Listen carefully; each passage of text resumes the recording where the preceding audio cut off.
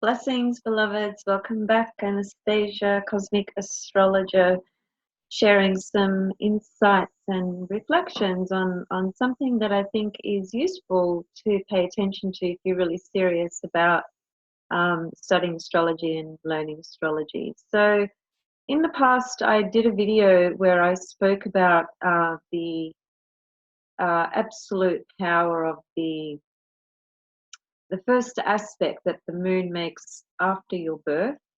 So I'm not going to unpack that because I've done a whole video on that. So please watch that. Look out for that title if you haven't already seen it. So the first aspect the moon makes after birth. Very important video. Very good learning for you. Simply because that aspect that the moon makes after your birth has great significance in terms of its description and journey of how your moon is essentially going to be expressed and experienced. Now, today's subject is very similar to that, except we're going back as opposed to forward. So what we're looking at today is we're going to be looking at where the new moon was before your birth. And there's a couple of things about that. So the first thing is that the new moon prior to your birth is essentially the beginning of the cycle that you are actually born into. And what I mean by that is this. In terms of the solar lunar phases, the lunation cycle with the sun, there are 8 phases that we can possibly be born into. So we are born in one of those 8 phases, and those 8 phases are very distinctive in what they describe regarding the lunation phase that we're born into, and therefore what that describes as an underlayer, if you like. Actually, it's more than an underlayer, because what we're talking about is we're talking about the relationship between the sun and the moon, and the relationship between them when you were born. So the sun and the moon are always dancing together in the heavens. The sun moves slower, obviously, than the moon. The moon moves quite quickly, but they're always in relationship. In fact, all the planets are in relationship to each other, and are in a particular phase with each other as well. But I just want to leave all that out, otherwise it gets too confusing. So I just want you to think about the sun and the moon. When you were born, the sign that the sun was in and the moon and the sign that the moon was in, both pretty much describe then the angle, the relationship between that sun and moon, and then that describes what that phase actually is that you were born into. So as I said, there are 8 phases, and I don't want to spend too much time describing things in great detail, because there's a lot of resources, for you to access regarding the things that I point to.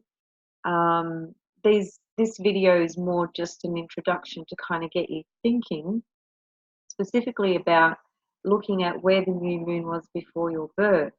Okay, so anyway, look, the 8 phases, we're all born into one of those phases, and they're all very descriptive and distinctive. And if I don't know, whether you've explored your own moon phase that you were born into, but I encourage you to do so if you haven't. It's a major cycle and phase that you were born into, described by the sun and the moon, which is, you can say it's the pre-ego forces, moon, and the solar is more the external conscious focused forces. So it's a relationship between the inner and the outer, as it were, and they're closely tied in together. They're dancing together, okay? And that dance naturally can be described in a number of different ways, because a new moon, for instance, which is what we just had on the 13th of July when we had the solar eclipse, although that was an eclipse, but it was a new moon. So that was a new moon cycle that began at that time. So somebody could have been born on that day, and I'm sure somebody was. And that's highly significant because they were born during the solar eclipse. So there are 8 phases. We have the new moon, crescent moon, first quarter moon, gibbous moon, full moon, disseminating phase, last quarter phase, and balsamic phase. Now, as I said, we are all born into one of those phases. However, unless you were born just before, literally an hour or two just before a new moon, then no, actually that's not correct. Disregard that. Whatever phase you were born into, you need to go back and look at where the new moon phase before you were actually born. Why is that important? It's important because that shows you the inherent history, ancestral energy, bloodlines, karmic lines, family, karma, those sorts of issues can be seen through where that new moon was before your actual birth, because it's the emergence of the cycle that you were subsequently born into, and you're carrying that energy. So let's just say that you were born during a full moon, so during a full moon phase. Well, that full moon had a beginning point, didn't it? It wasn't born as a full moon, it was born as a new moon. So if you were born during a full moon, when did that new moon begin? Was it in the same sign as the sun is when you were born? That's also very important. And so there's 2 things you need to assess. Has the sun actually changed signs when you go back to find out where this new moon was? Because it can do that. It will either be in the same sign or the preceding sign. So it is said that if the sun sign is the same in the new moon as the sun was when you were born, there is the energy seems to be easier to express. The sun's energy, the solar force energy, is easier for the individual to basically develop, individuate in, if you like, because the sun is our conscious expression, personality. It's what we evolve and develop into. But the moon is pre-ego, pre-past. It's all past stuff. So there's a whole lot of stuff that comes in with the moon in this current incarnation. Now, as I said, the sun can be in a different sign when you look at where that new moon was before you were born. If it is in the same sign, the energy seems to flow better for the individual to express that full solar force energy, whatever sign the sun is in. And if it's in a different sign, it is said that it can not the entire life and not overtly and super intensely, but there is an undertone there where the expression of the sun sign for the person can have some conflicting components to it, in that it can come up as a dual kind of personality, if you like, because there's remnants there of the new moon, which held a different sun sign altogether, but you started the energy, the etheric energy started back there in that new moon and carried through when you were physically born. So that's one thing you need to pay attention to. If the sun is in a different sign, it will help you perhaps understand some challenges around being able to fully express your solar force, the sun's energy. The other thing that you really need to pay attention to is was that new moon in a particular or in particular aspects to other planets, like major aspects mainly.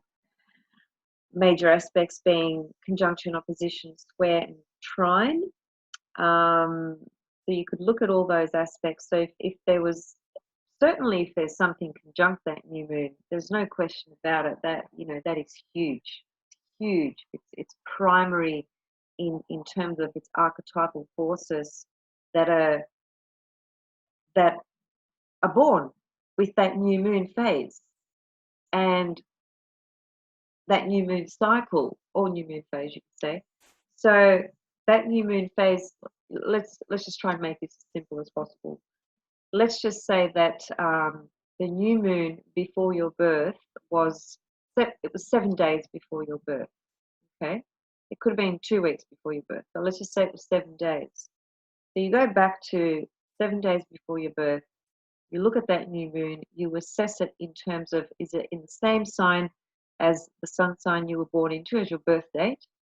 And does that moon, that new moon, have significant aspects to it? If it does, it's, as I said, if it's a different sign, there's some inherent tensions that lie dormant that come up in the expression of dual personality, in a sense.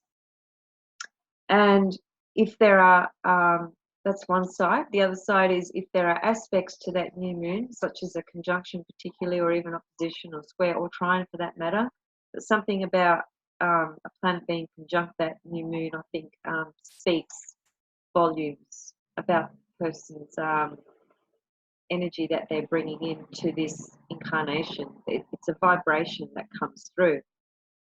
So whatever planet is there, conjunct that new moon, the vibration of that planet is very, very strong in this individual's current incarnation. So this is something that you may or may not have ever heard of. It's something that I've known about for many, many years. When I first started studying astrology, I learned this particular principle. And I've seen that at times it shows some pretty telling characteristics and themes and storylines about an individual, even in my own life, actually. It's very, very interesting. I was born during a last quarter moon phase. So the new moon before my birth was, I think it was about 2 weeks before my actual birth. It was in the same sign because I was born right towards the end of Aries. So the new moon was in Aries just before my birth, a couple of weeks or thereabouts. And that new moon had a very close trine from Jupiter, and it was also conjunct Chiron. And the Chiron would certainly be more obscure to delineate. However, in my case, I don't really feel it is. It certainly does describe some family patterns or dynamics and conditions that I lived through and experienced through that were not easy because they're described by Chiron and they're not easy at all. You know, everyone goes on about Chiron being the healer, and yeah, it is a healing energy without a doubt. But if there's nothing there to heal, then there's nothing there to heal, right? So healing implies that there's some wound there or some kind of another word for Chiron, as I've previously mentioned, a sense of rejection, feeling rejected, because that ties into his myth and basically his own mother rejecting him when he was born. That's what happened to Chiron. That's why the underlying wound is rejection and abandonment with Chiron. So, as I said, you know, Chiron was conjunct the new moon before my birth, which describes some family dynamics that I endured. And fortunately, I've got that trine from Jupiter, which is actually closer in terms of orb. Orb is the orb that we use to measure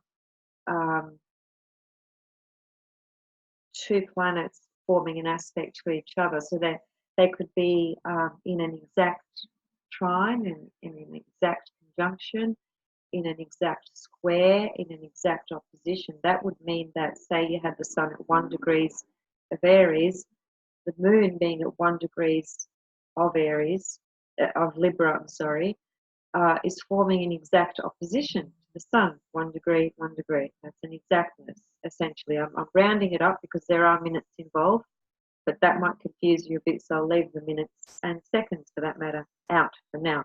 But essentially, it's safe to sort of stay with the notion that when you're seeing the same degree in both planets, that's a fairly exact aspect with no orb at all. It's an exactness. So the orb comes in when one planet starts to move away from the other one, because the faster moving planet out of the two that are in relationship to each other is clearly going to move away further from the slower moving planet. So to put this very simply, what's a fast moving planet? Well, the fastest moving body actually is the moon in the birth chart. It moves 12 to 13 degrees every single day, and sometimes up to 15 degrees per day, okay, depending on the sign that it's in. So it's a very fast moving body. Now, a very slow moving body, the slowest moving body is Pluto. Okay, it takes 248 years to do its cycle around the sun.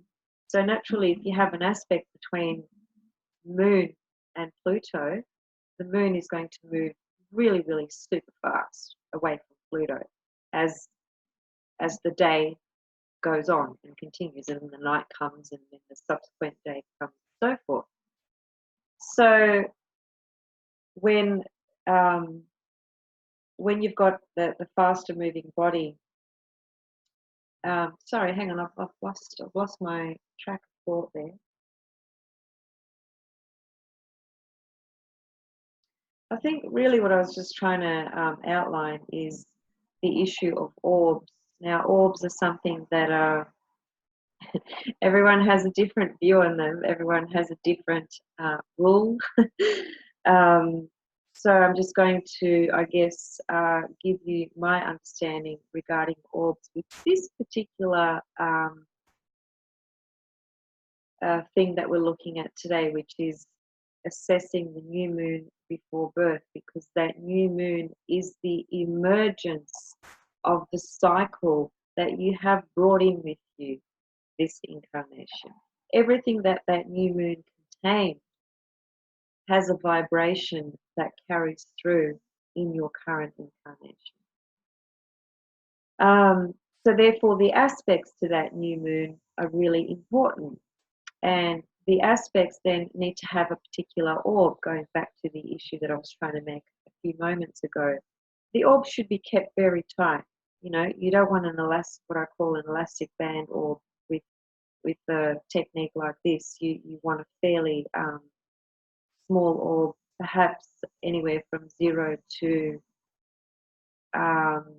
certainly 3 degrees, maybe even 4, maybe even 5, depending on the aspect. But I wouldn't be pushing it too much further than 5 or 6 degrees, let's say.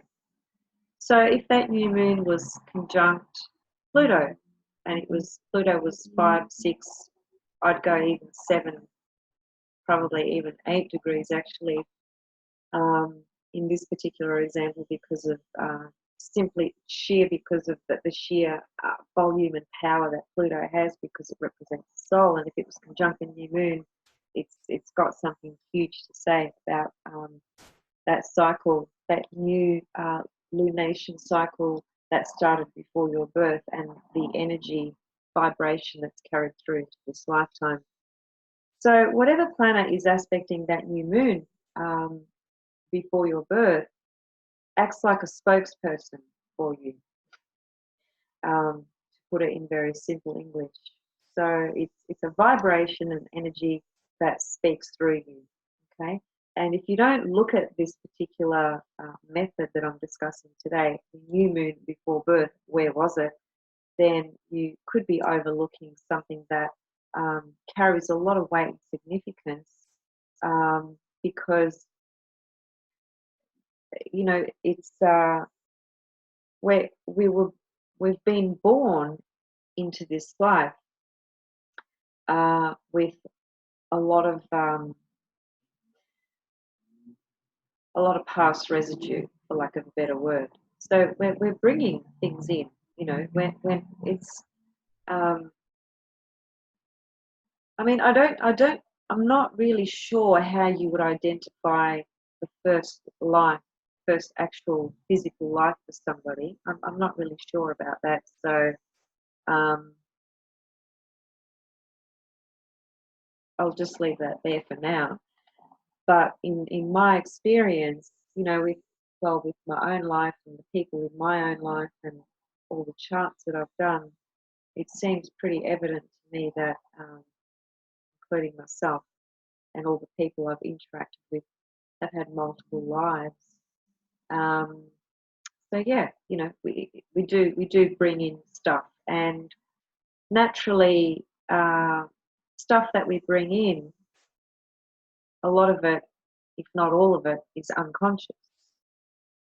And the moon represents the past and unconscious patterns and behaviors and predispositions. So a lot of our behavior, I mean, even in the world of psychology, you know, they say that, you know, 80% of our behavior is driven by unconscious forces. You know, that's pretty huge when you think about it. So as a result, you know, we find ourselves in perhaps in circumstances and situations that involve relationships or whatever the case may be, um, where we're left uh, unsure how we actually got there. And a lot of that has to do with the unconscious driving forces, which have to do with the moon. And once we go further, it has to do with the south node, it has to do with Pluto, and then all the aspects around those and the house locations of those and so forth. Absolutely. But just to keep it very, very simply for the purposes of this video, if you go back and have a look at where the new moon was before your birth, it was in a different sign. If the sun was in a different sign to your birth sun sign, that's important to pay attention to. If there are major aspects to that new moon, that's important to pay attention to. If there are multiple aspects, well, then there's a multi-dimensional frequency, you could say, you know, impacting your life, as it were. But the way to kind of get in closer to what may actually be the primary game key player, or yeah, primary game key player, I would just simply be looking at which planet has the closest aspect to that new moon. So say you had 3 or 4 planets aspecting that new moon. Well, which planet out of those 3 or 4 is closest to forming an exact aspect? That one would take precedence over all of them. Okay, so just to kind of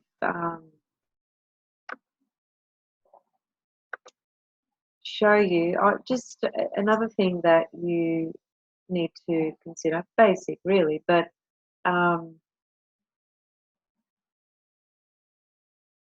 as I said, if the sun changes signs, so you were born with the sun in Aries, let's just say, which is a yang masculine sign.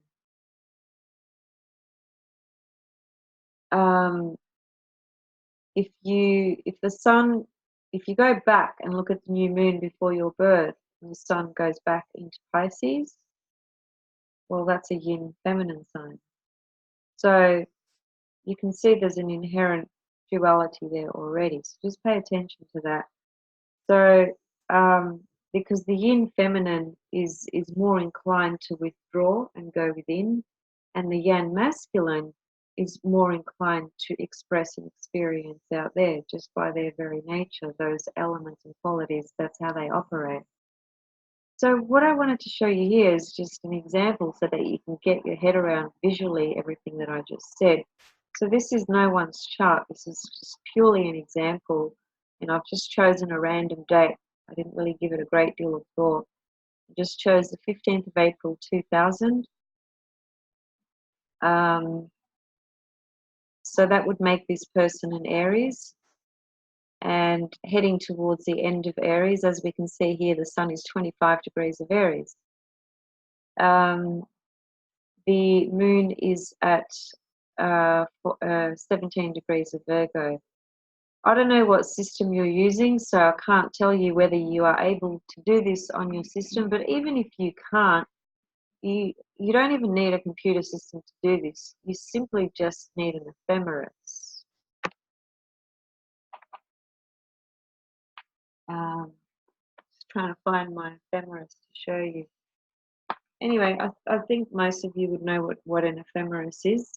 It's a book of tables that shows you the position of every single planet, including the moon, and it's their daily rotations for, you know, many years, depending on which book you get. Okay, so yeah, if you have an ephemeris, what you do is you go to the day and month and year of when you were born, and you would look at, say you were born on this day, 15th of April 2000. You'd look at that line on the ephemeris, 15th of April 2000. There is a little box below that actually shows you when there was a new moon, full moon, eclipses, and so forth. But if you're not familiar with that, you can just stick to looking at the tables, and so go to the 15th of April 2000 and just keep going back until you see the first new moon before your birth. You will see it there somewhere. When you see it, have a look at what sign the sun was in and have a look at what aspects that new moon had. Okay, so that's how you figure that out. If you've got a computer program, however, then you can see this, visually in this way, which certainly is a lot more useful. And if you have solar fire, then you'd be familiar that you have this animate feature here on the right. So what I'm going to do is I'm going to animate this chart, which enables me to essentially shift every single thing in this chart that I wish to, whether I do that in seconds, minutes, days, weeks, or months. This is one of the greatest features of this program, in my opinion. Fantastic. Okay, so what we're going to do is I'm going to change that to days so that we can get through this a little bit quicker. So I'm just going to go back one day at a time. So just pay attention. 15th of April, and the moon is at 17 degrees of Virgo. And what we need to do is we need to take this moon right back. We need to keep going back until we see it end up right next to the sun. It's not going to be at 25 degrees, obviously, because the sun is going to move as well, just not as fast as the moon, okay? Because the sun moves 1 degree per day, and the moon moves anywhere up to 15 degrees per day, maximum, minimum 12. Okay, here we go. So just watch what happens to this chart. So every time I click, it's 1 day. Okay, so 1, 2, 3, 4, 5, 6, 7, 8, 9, 10, 11. Go back to 10. No, go back to 11. So that's 11 days. 11 days takes us back to the 4th of April for this particular person. Let's just say a person was born on this example data that I'm using. Now, I haven't adjusted it completely, so I might just do that. What we've done is we've moved back 11 days. So if you were to look into an ephemeris and count back 11 days from 15th of April of the year 2000, you will see that there was a new moon in Aries, but let's just bring it to its exactness. So I will now adjust it by using just 1 hour as opposed to 1 day. So what I'm going to do is I'm going to go forward, that's 1 hour, that's 2 hours, 3 hours, 4 hours. Okay, so I've just moved it 4 hours forward to bring it to its exactness. That's an exact new moon there now.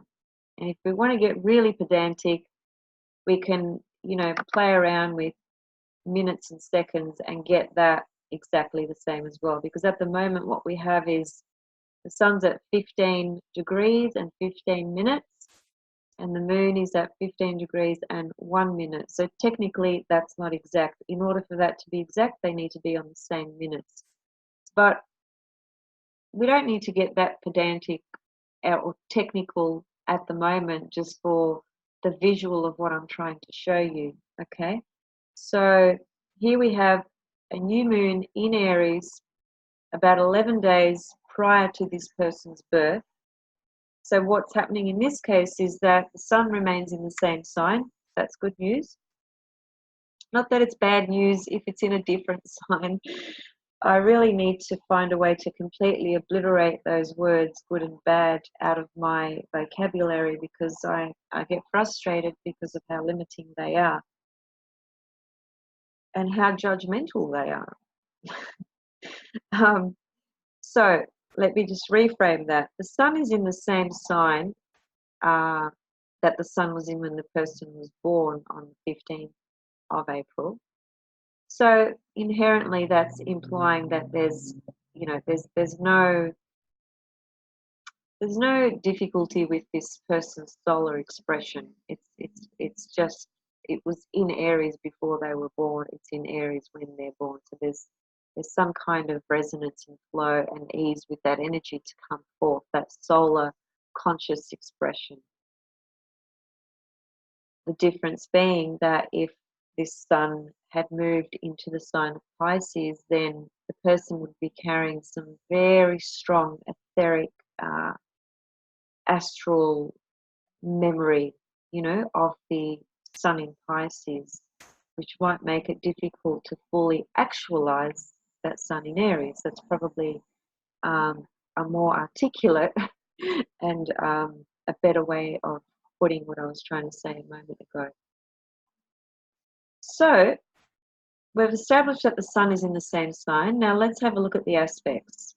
Very quickly, visually, what I can see, without spending too much time on this, I can see that there is a trine from Pluto. So if you look up here, Pluto is at 12 degrees of Sagittarius, and the sun and moon are at 15 degrees of Aries. So Sagittarius forms a trine to Aries. It's fire to fire, so it's a trine aspect, which is a lovely aspect. And let's see what else we have. Chiron is there as well.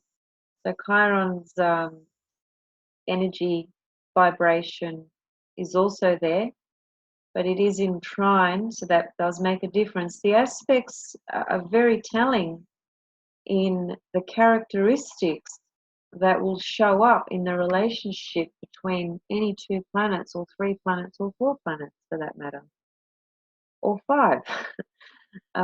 Anyway, you get the gist of what I'm saying. So there doesn't seem to be anything else really in very close proximity. So Mars, Jupiter, and Saturn, they're not in an aspect to this new moon. Neither is Venus or Mercury.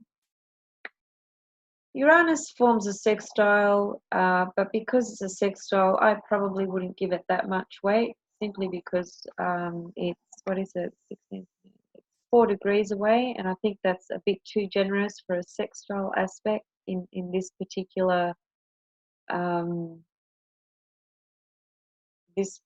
method that we're looking at today. I would certainly give a sextile a fair bit of weight in a natal or even transits with a 4-degree orb.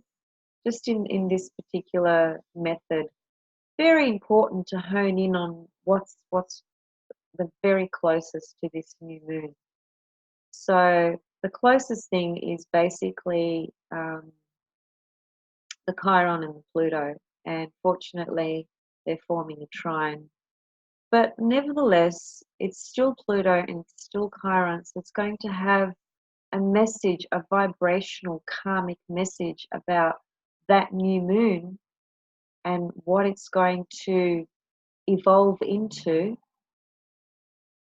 as that person is later born on the 15th of April, which is this chart here. And I'll just double check this, but this looks like a full moon phase. Let me just double check. No, it's a gibbous. So this person was born during a gibbous phase, which is the phase just before the full moon. It's a very complex phase, the gibbous phase, very interesting. It holds the archetypal energy of Virgo. It has that kind of energy to it. So even though this person was born during a gibbous phase, the cycle of this gibbous phase began 11 days ago. So there's something about that vibration and frequency that is held in this sun-moon relationship in the person's birth chart. So that's one thing to consider. The other thing to consider is the first aspect that the moon makes after your birth as well. Then there's the consideration of what lunation phase you were born into. And then naturally there's the consideration of, which is like a secondary form, a secondary layer that's forming, which has to do with secondary progressions. So the moon, when you were born, by progression, will progress through all the different phases and naturally all the signs. And so a progressed lunation cycle takes about, what is it? About 30 years, basically.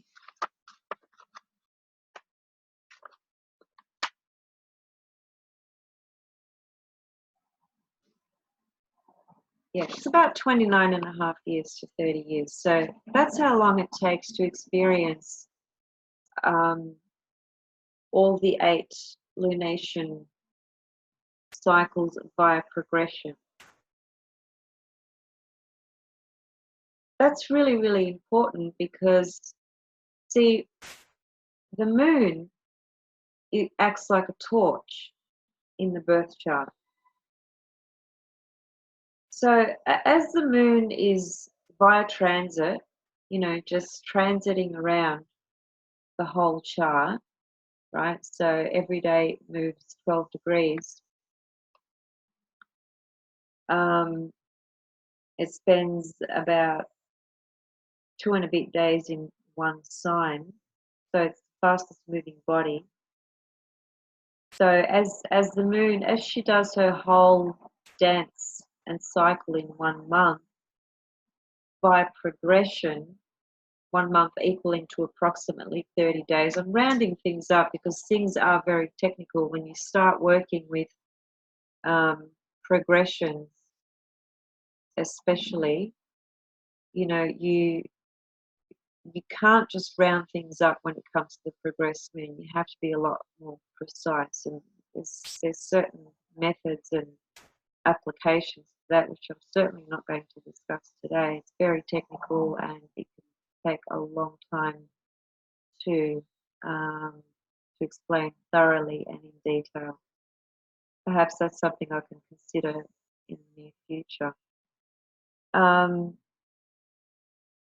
What I'm trying to get at, though, with what I want to sort of stimulate the thinking around is that, the lunar forces are the pre-ego unconscious past resonance and residue of vibration and frequency relating to very specific events and circumstances as well that we carry through with us. And the moon actually, as the progressed moon has this 30-year cycle or thereabouts, it's not exactly 30. It's if we take it from the sidereal, um, the cycle that the moon has from its new position to going all the way around and coming back to its new position, a sidereal cycle of that is about 27.5 days. And we have that cycle in terms of days, and then we have a greater cycle which is measured not from real time, as it were, because what we are, putting it very, very simply, the progressed lunation cycle is measured, and this is, as I said, it gets a little bit more technical than this, but to put it very simply, 1 day equals 1 year. That's what progressions are. And so 1 day equaling 1 year is not a measurement of real time. It's a technique that is used in astrology to measure greater life cycles of things that are going on. And it is also all linked to the quote that many of you have probably heard, as above, so below. The as above, so below is connected to these progressions. It's connected to the Earth rotating on its axis. Whether you believe it's flat or whether you believe it's a globe, I don't really care. I'm here to talk about astrology and none of those other issues. So the Earth's rotation in an approximate 24-hour period is the as below component of this as above, so below. And the greater cycle, which is the sun going through the entire zodiac in 1 year, that's the as above. So these two cycles are very closely linked in to describing basically what's happening here on this earth plane in terms of our physical incarnation and our development and evolution and individuation as well. So where was I? I think I got a little bit off track there. That's right. I was just trying to point to the ancients, for instance. What they say, they have said that the moon is known as the translator of light,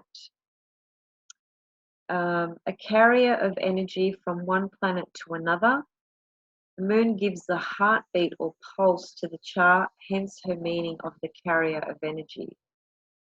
So, you know, she's her light, her energy, her vibration, her frequency is so paramount, and it's so unconscious and so instinctual and drives us from levels that we consciously, for the most part, can't even grasp, because the solar forces take precedence, particularly in the Western world, where there's so much credit and weight given to the external life, the external world, the external goals, the external achievements, all the external structure, which is very Saturn as well.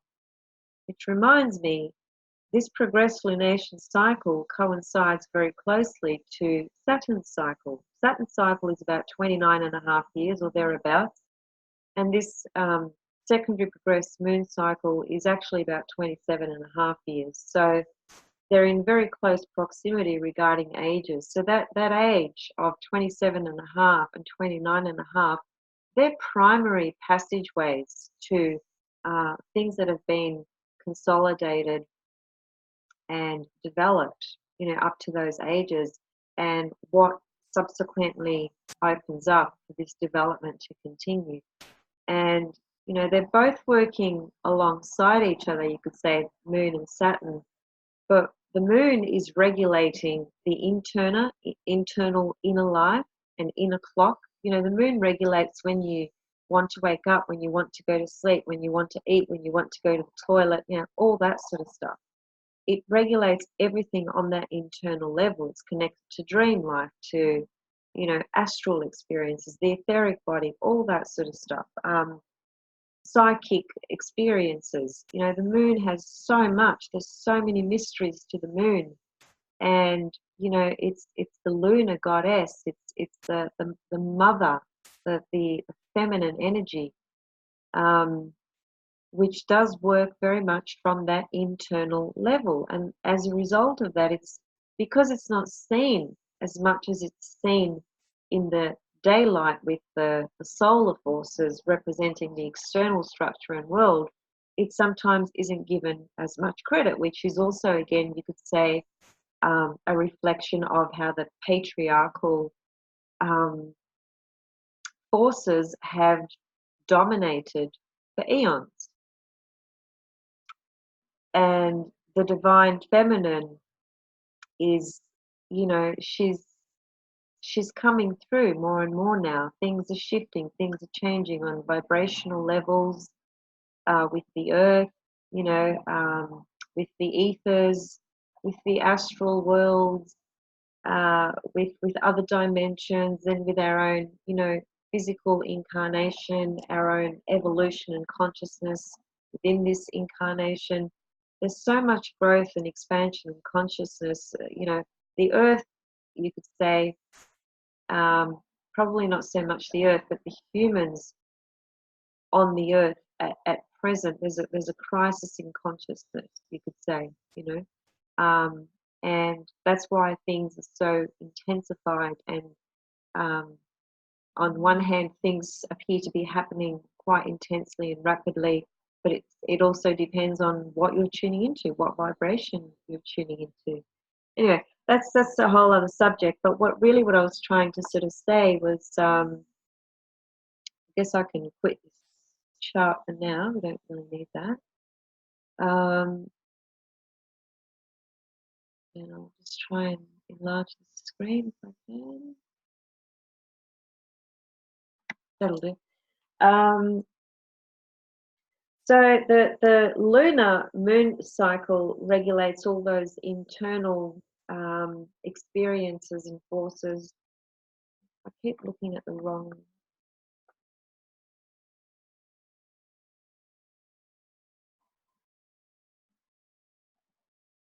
Sorry, I just need to get this right, because otherwise I'll feel like I'm not recording or something.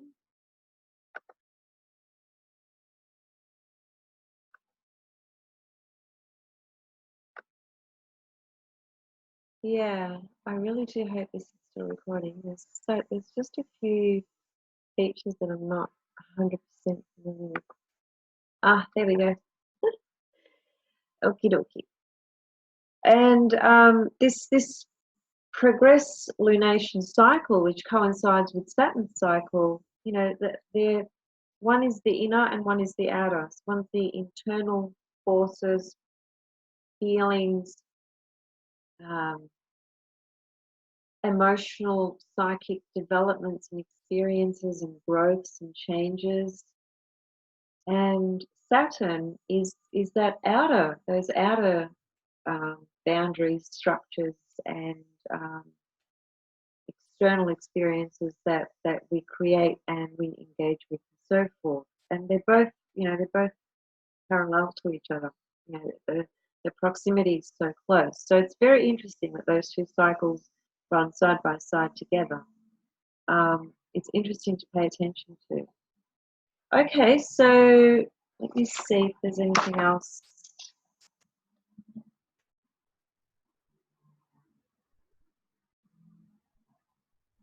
So as I said, the moon, she acts as a torch, you know, as she's traveling around the chart, whether it's through transits in that, you know, monthly cycle, whether you're observing where she is.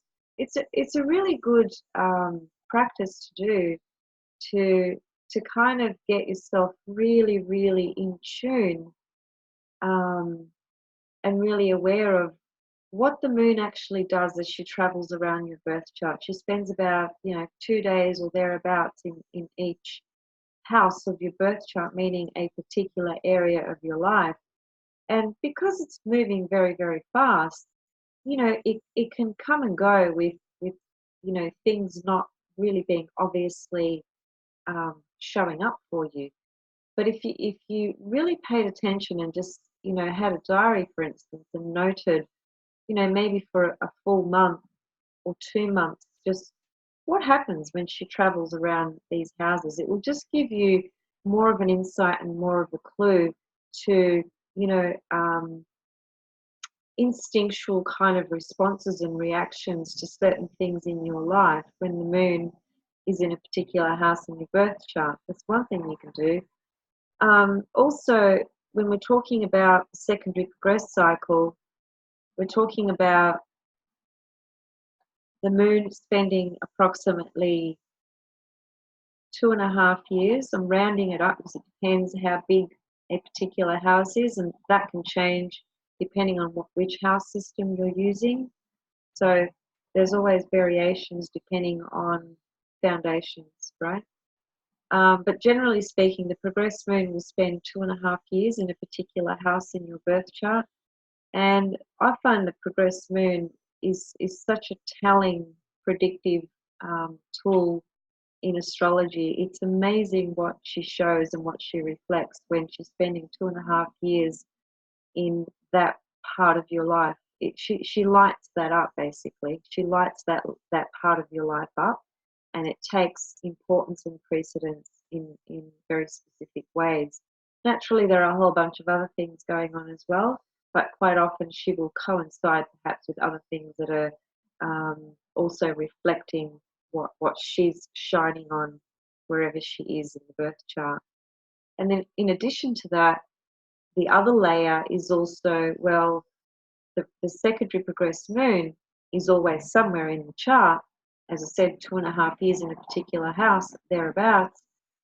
But she's also in a particular lunation phase. So when you were born, let's say you were born during a gibbous moon phase, well, yes, that gibbous moon phase stays with you forever. There's an inherent frequency and vibration with that lunation phase that describes a lot of things about how you operate in life. But at the same time, there's a secondary layer, which is the secondary progressed moon, which begins an unfoldment of the various phases as you go and grow through life. So as you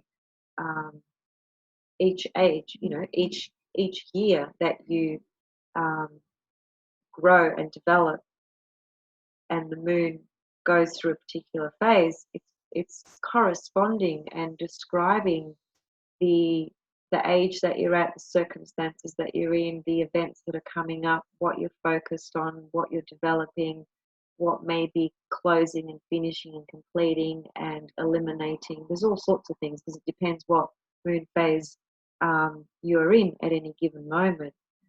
So there's a lot going on, in other words, for all of us in terms of what's happening to our birth chart. And these are just some considerations for you to reflect on if you already haven't. I think I will leave it there.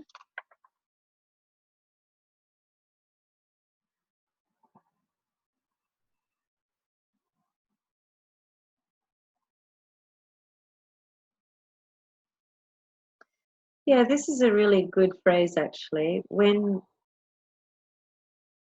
As we're going through the progressed lunation phases, when you change from one phase to the other, there's a sense of a gear sort of change or shift with your with the inner realms, with your inner life. There's a transition and a shift that takes place as you complete one phase and go into another. And naturally that's going to be reflected through what is the phase that you've just finished and what is the phase that you're about to just go into, which, as I said, I named the phases earlier in this presentation. I'll just name them again. And just to give you an example, a very direct, clear, simple example. A new moon phase is it's like starting. It's like a new lease to life. That's what it feels like. it's a beautiful, beautiful, beautiful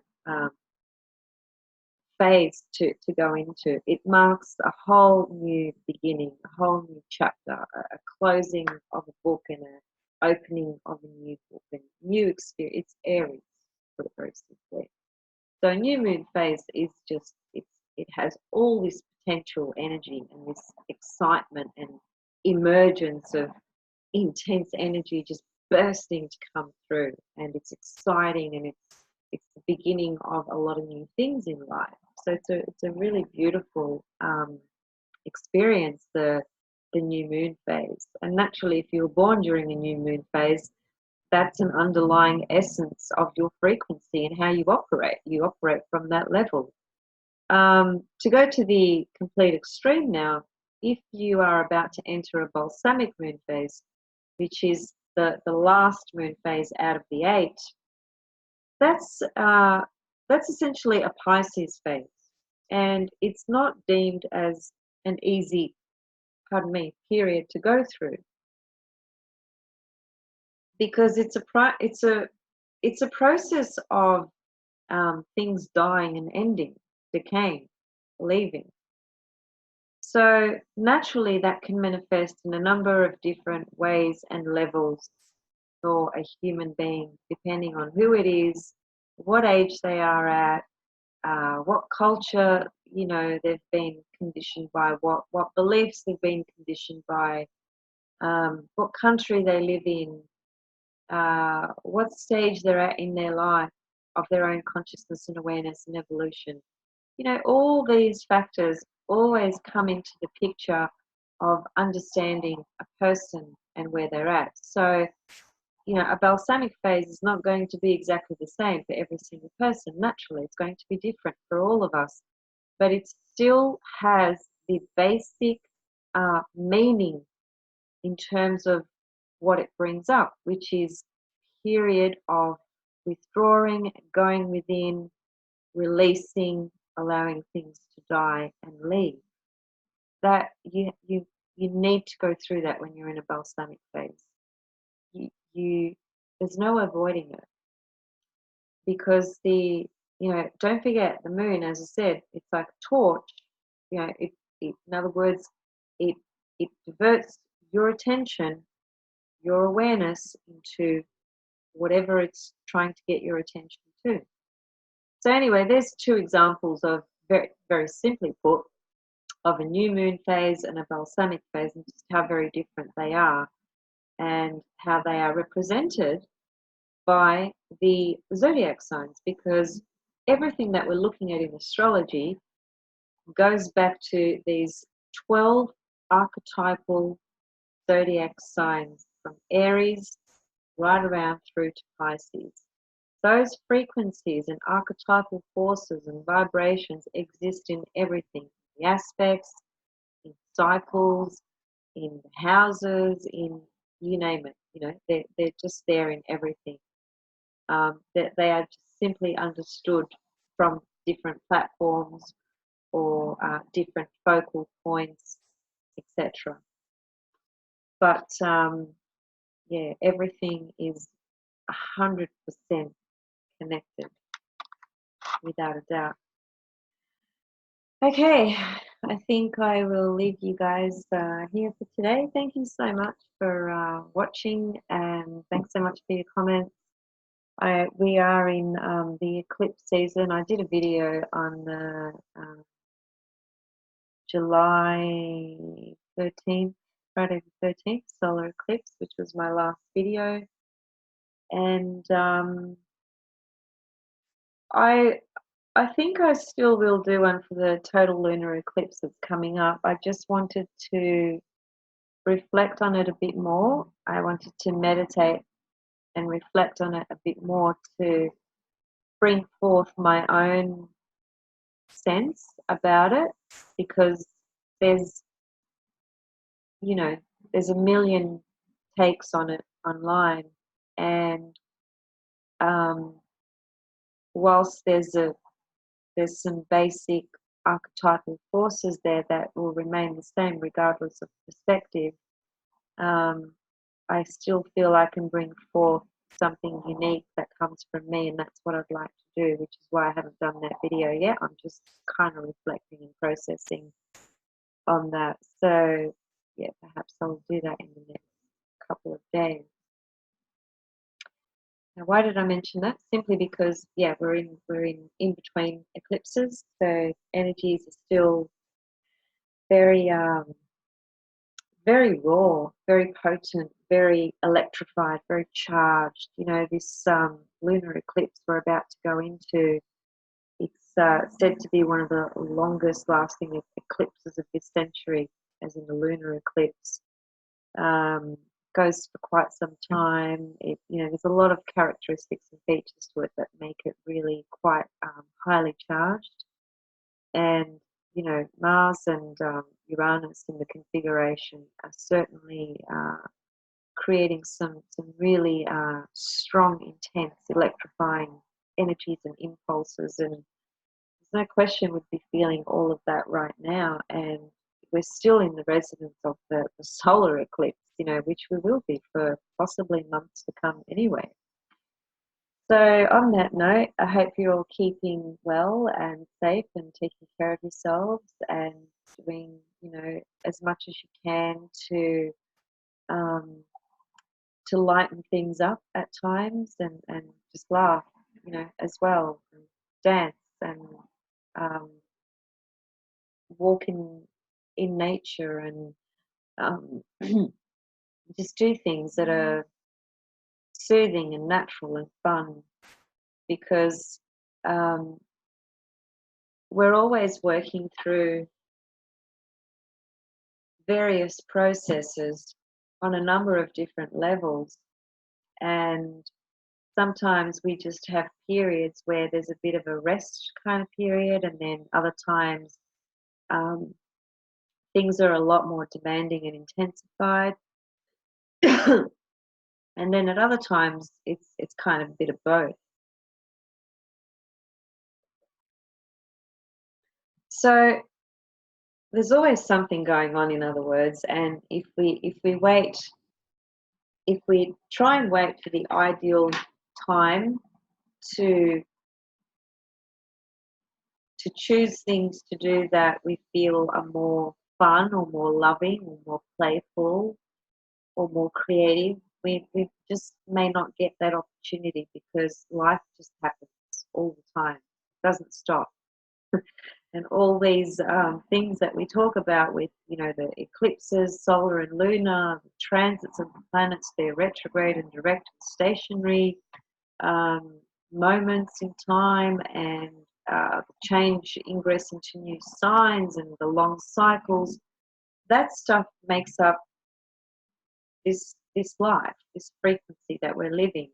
There's other dimensions though as well. So again, it just depends on what you're connecting to, you know, what your awareness is receptive to. Those are very important things to be aware of, because that's going to shape your experiences more or less. Because the fact that Pluto is at about 19 degrees of Capricorn, that's a collective experience, right? So the Earth is experiencing that, and the whole entire human race is experiencing that from that collective level at large.